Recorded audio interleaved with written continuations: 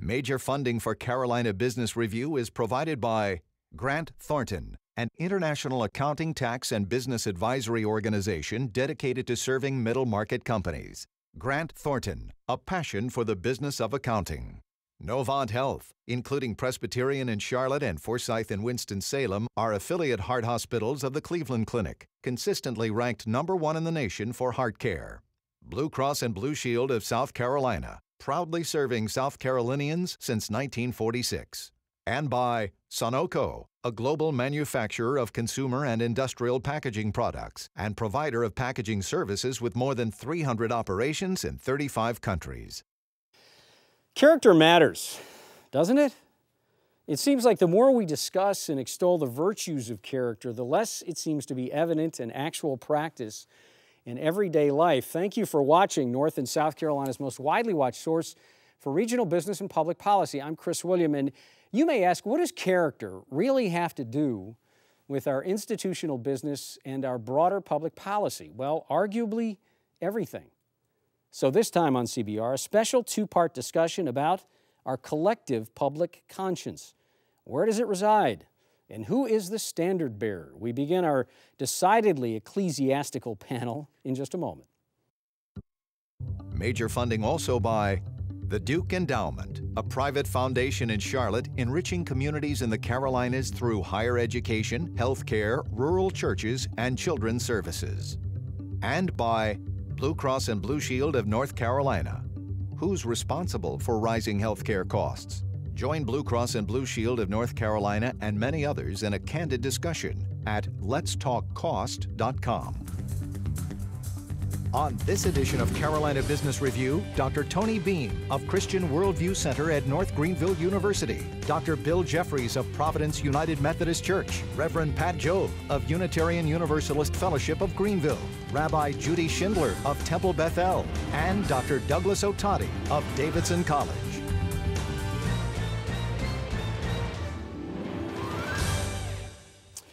Hello, welcome to our program, a special two-part program. It's more than character. It's really about this whole thing we like to call the public conscience. So, Rabbi Schindler, you're going to get the first pitch, for better or for worse. Judy, who is the keeper of the public conscience?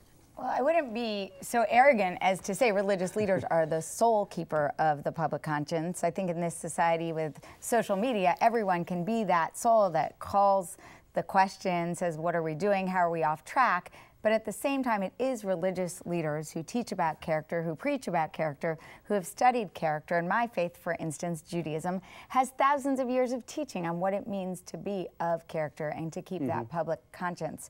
So I think that we do have a very significant role in being that keeper of the public conscience and asking the hard questions. As religious leaders, I like to say our job is to comfort the disturbed and to disturb the comfortable, to be that prophetic voice that speaks to power and challenges power in a fearless way. You know, Bill, Judy talks about asking the tough questions and making people, pushing them, making them feel uncomfortable.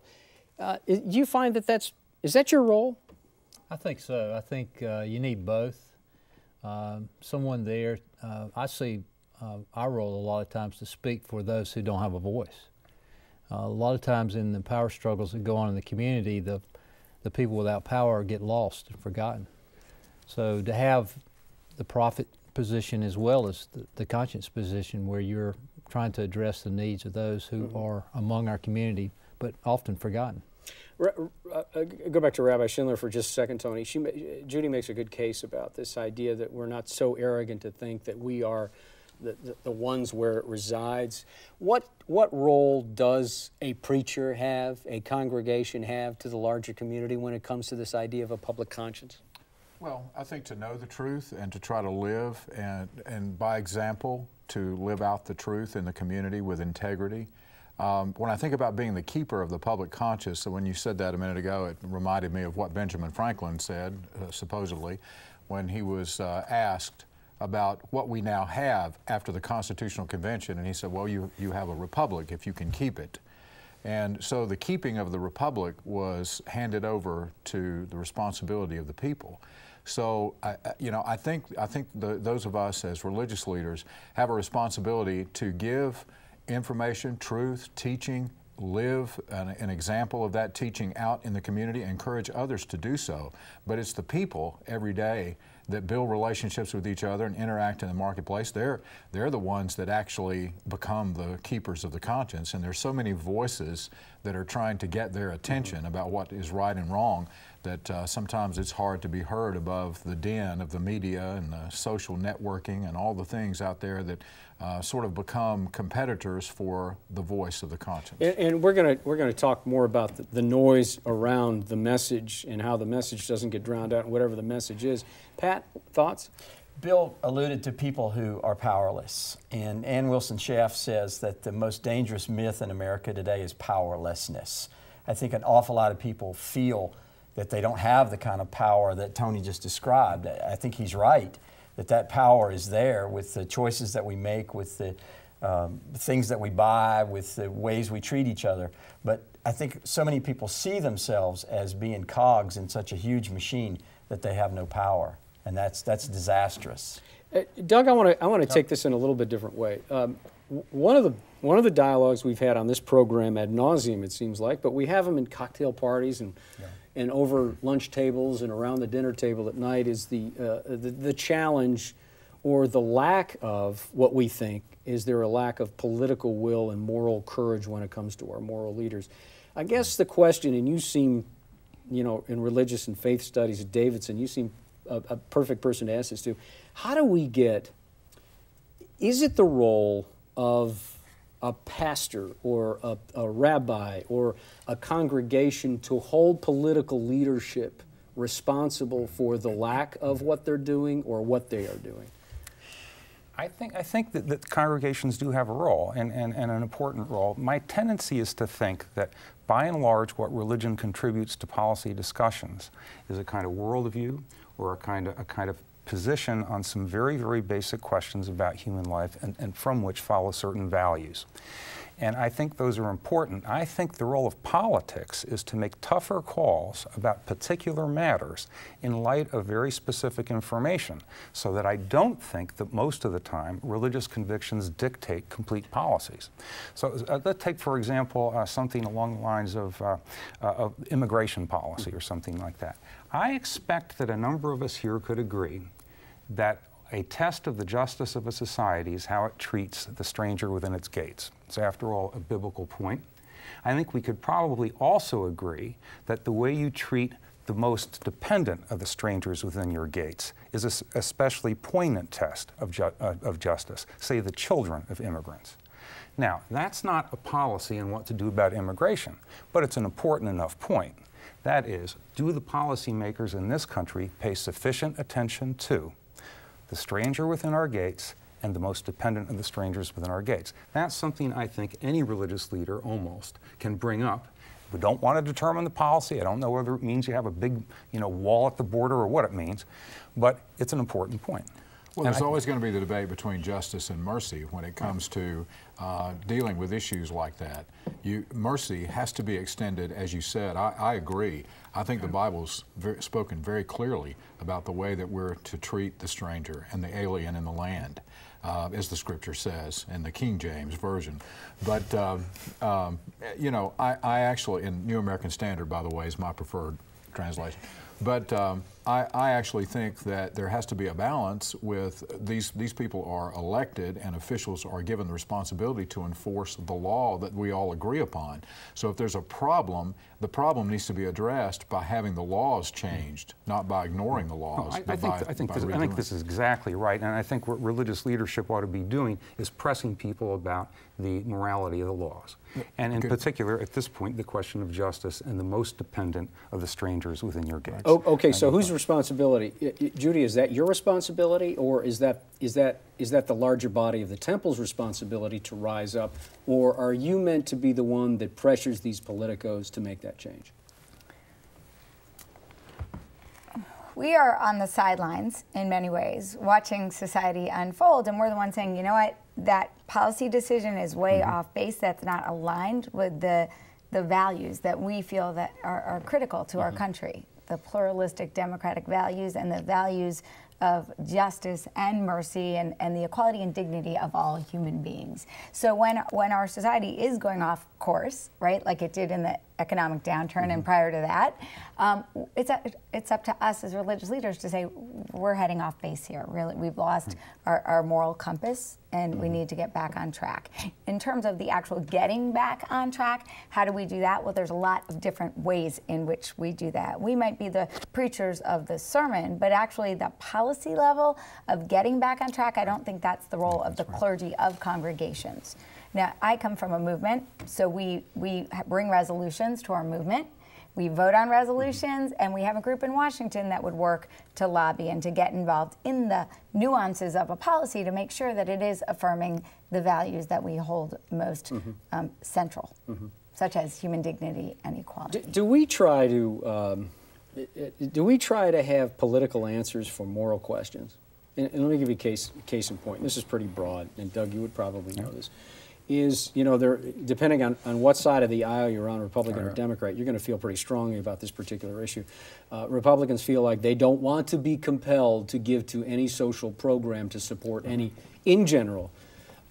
Democrats feel like they should be because we don't do it out of the goodness of our heart, so it's got to come from somewhere. So that's an example of a social program that we're trying to find a social and a moral issue that we're trying to find a political answer for. Bill, Doug? Bill, go ahead.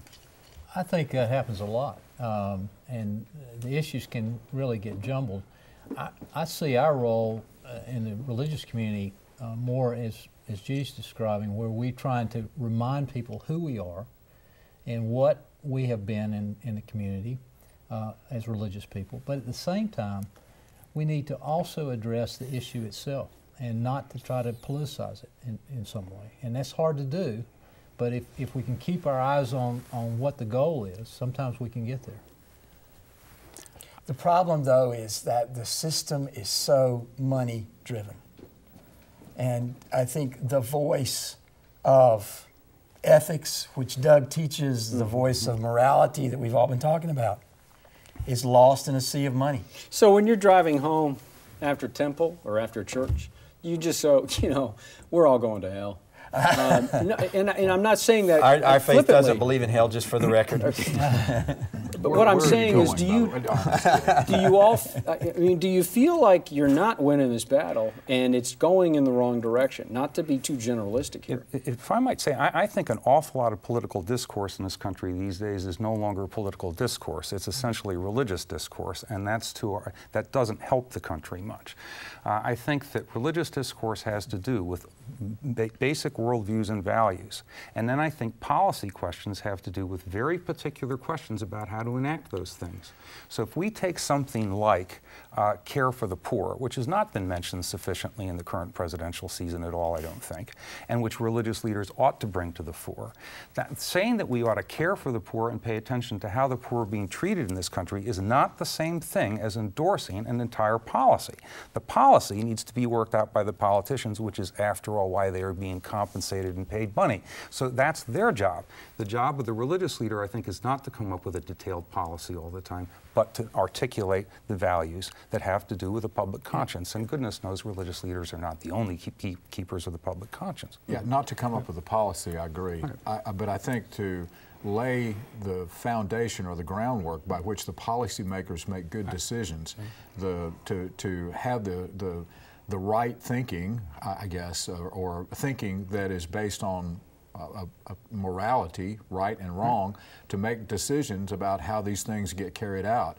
Because right now, I don't think politicians are making decisions based on right and wrong. Exactly. I think they're making decisions based on what's best for the moment and what's best for their careers and what's best to get them reelected. And it gets in the way. Donors are. It gets in the way of everything that could be done right in our society. And that needs to change. And in fact, I think too often they get away with talking about their most dearly held convictions and not detailing the policies that they want to enact. I'm interested in their convictions, but I'm not interested only in their convictions. They're politicians, for goodness sake. The reason I vote for them is so that they can work on the intricacies of policy, not because they can articulate convictions. I'd like them to do that. I know plenty of people can articulate convictions. So one of the problems I think we have is that politics has turned into theology, and it's not to the credit of either at that point. So faith without works is dead. We could go to James. Right. Give me an example of what your convictions. I hear your convictions. Now show me your convictions. Now show me how that's embodied in policy. Judy? Yes. Well, it's just, do I drive home and think, you know, we're all going to a bad place, whatever that place is, that hell-like place? I don't, because there is so much good in the world. There is so much good that we are striving to do on a congregational basis, on a community basis, statewide, and we're just working our way. But the rhetoric is so disheartening and is so dangerous, because when you devalue someone, you demonize them, and ultimately it leads to a very negative place. And there is so much danger in our words and the power of our words. So we have the Democratic National Convention coming to Charlotte in September. We're all well aware of that. So as clergy, we created a sermon exchange, right? We try to get... This is the clergy in Charlotte? The clergy in Charlotte. How many involved in that, roughly? Mecklenburg Ministries, we probably have 60 clergy, 60 congregations switching pulpits, right? But not with the one who believes the way we do. We switch, I mean, we would have a very interesting pulpit exchange, I am certain, right? Where so we go across lines of difference, whatever that difference might be. It might be racial or religious or socioeconomic, and we challenge people to look at the world differently. But the theme of this year's sermon exchange is the power of words. Words have tremendous power. With words, worlds were created, and with words are destroyed. And so I think that politicians have lost an understanding of the impact of their words and the danger of their words to create divisiveness in our community. And that's when I get despairing. Do you ever get discouraged to the point of despair about that type of thing? The rhetoric and the dialogue and the political process is very disturbing when people's goals are to, demonize the other in the political realm. I think it's just an ineffective political process. As a radio talk show host, I mean, I'm in the middle of what can be a very explosive, very divisive, very heated environment. And what I try to do with my radio show is to talk about these sensitive issues without allowing the rhetoric to heat up or become hateful. And I try to keep the haters away from I mean, I've shut people down on my show. If somebody comes on and they're obviously, I have one caller who's is absolutely anti-Semitic. And once I've found that out and could discern that, we shut that down. If we've got to be able to talk about these things. We need to be able to talk about them in a public forum. We need to be able to sit down like we're doing here and have open discussions about the problems that we all are suffering with, and be able to come to some type of way out of the woods of our distress, so to speak. And the only way we can do that, I mean, I actually agree that we have to find ways to speak to each other with respect and grace and hear each other out in order to do that. Bill, Pat, Thomas Jefferson once said that I fear for my country at the thought that God is just. And yeah, it is kind of funny. And the fact that some of the infighting that goes on now was just as acute in the Founding Fathers. How do we find that place, that I'm not going to call it a safe place, but a respectful place, and the place that at least we have enough grace to extend to one another to not disagree, at least violently? How do we find that spot? Is it at a church, a synagogue? Is it at some community forum where it's run by some type of clergy or person of faith? How do we find that? Well, I'd hope that we would find it in the church. That's why we call them sanctuaries, that it's a safe place to come and be with God and with each other. My experience has been that the demonizing comes mainly when we don't personalize the issue. We're talking about those people, and once you put a name and a situation before someone, you usually get to the crux of the issue, and people end up trying to work something out. But as long as it's them or out there, it's easy to get polarized. You were nodding what? There was a famous case in North Carolina years ago where a Klan leader had committed a crime against a some icon in the black community, and a judge in Winston-Salem ordered the Klan leader and the female head of this black organization to have lunch together for like 12 weeks in a row. And as part of his sentence, he had to eat lunch with this woman 12 weeks in a row.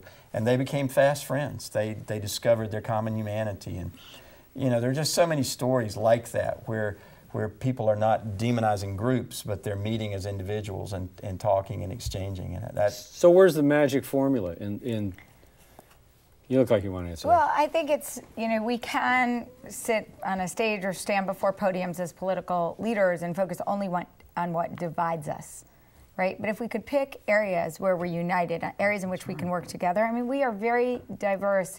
Here in Charlotte, Mecklenburg, with the hundreds and hundreds and hundreds of congregations, we have a vast difference of opinions on lots of topics, but we work together beautifully on affordable housing.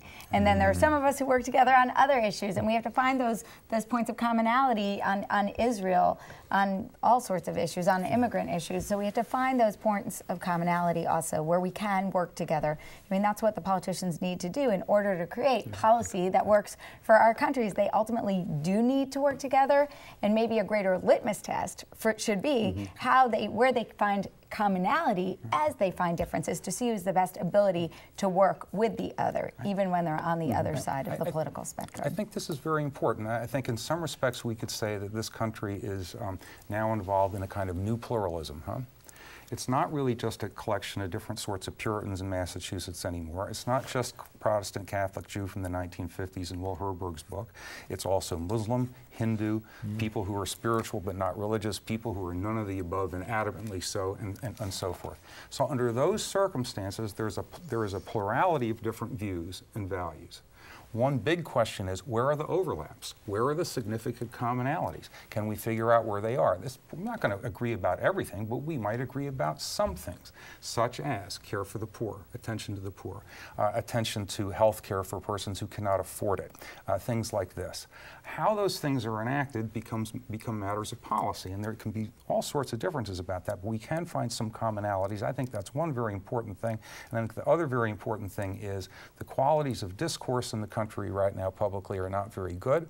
There aren't very many places that people go where they don't simply agree with the person right next to them and simply articulate their convictions again. The articulation of common convictions by people of like minds is important, but it's not yet the kind of discourse one needs. So, yeah, before you answer that, Judy, let me make a point, because you're talking about reaching across the aisle to each other. When we were putting this program together, and I hope none of you take this personally, but you weren't always our first pick. And the reason being is, if you notice, there's not a Muslim on this panel. We tried. And it's not about them. We tried to get other Protestants on this panel, some Catholics on this panel. We could not get them. And some of it was date, but some of it was, why do I want to go do that? Why do I want to expose myself to that? And it's not that I'm not glad that you're here. My point is, it was very difficult. We've been working on this particular program for months, and trying to get people of different faiths to sit down was a tough thing to do. So, if that's the case for a program like this, how are you going to embrace one another in a community when you're on the front line? Well, maybe it has to start with something like this. Now, look, I was very nervous about coming to do this program. And you're on radio in the upstate. And I deal with controversial subjects every day. But sitting down in this forum like this, as I read about some of the things that I had about you and about you, the two of you, I thought, where in the world are we going to find an opportunity to discuss this in a way that is going to be positive? But at the same time, the Hebrew prophets. Yes. There's our common ground. We agree on those people. We call that the First Testament. That's right. But I began a conversation with you about Israel because I knew that would be a place where we would probably have some connection, because I have a passion for Israel, and I'm sure you do as well. And we discovered that we have a background together, that we grew up in the same town. And as we talk about those things, we become a little bit more comfortable to begin to move to other topics, and we gain respect for each other before we begin to dive into some of the issues that can be divisive. And I think when we get to those issues, we have to be willing to give each other a little bit of grace. Tony, and we're going to have to, and, you know, we're out of time, at least for part one, but you know what, you're right. We're going to keep you together, as uncomfortable as it might be, for yet another half hour on the program. So stay with us. Thank you for joining us. Next week on this program, we're going to continue this dialogue. It's more than just character. It's more than just the public conscience. It's about which way we need to be going as a society within the faith point of view. Until next week, I'm Chris William. Good night. Major funding for Carolina Business Review was provided by the Duke Endowment, a private foundation in Charlotte enriching communities in the Carolinas through higher education, healthcare, rural churches, and children's services. Blue Cross and Blue Shield of North Carolina, who's responsible for rising healthcare costs? Join Blue Cross and Blue Shield of North Carolina and many others in a candid discussion at letstalkcost.com. Grant Thornton, an international accounting, tax, and business advisory organization dedicated to serving middle-market companies. Grant Thornton, a passion for the business of accounting. Novant Health, including Presbyterian in Charlotte and Forsyth in Winston-Salem, are affiliate heart hospitals of the Cleveland Clinic, consistently ranked #1 in the nation for heart care. Blue Cross and Blue Shield of South Carolina, proudly serving South Carolinians since 1946. Sunoco, a global manufacturer of consumer and industrial packaging products and provider of packaging services with more than 300 operations in 35 countries. And by viewers like you. Thank you. Promotional consideration provided by Business North Carolina Magazine. For more information, visit carolinabusinessreview.com.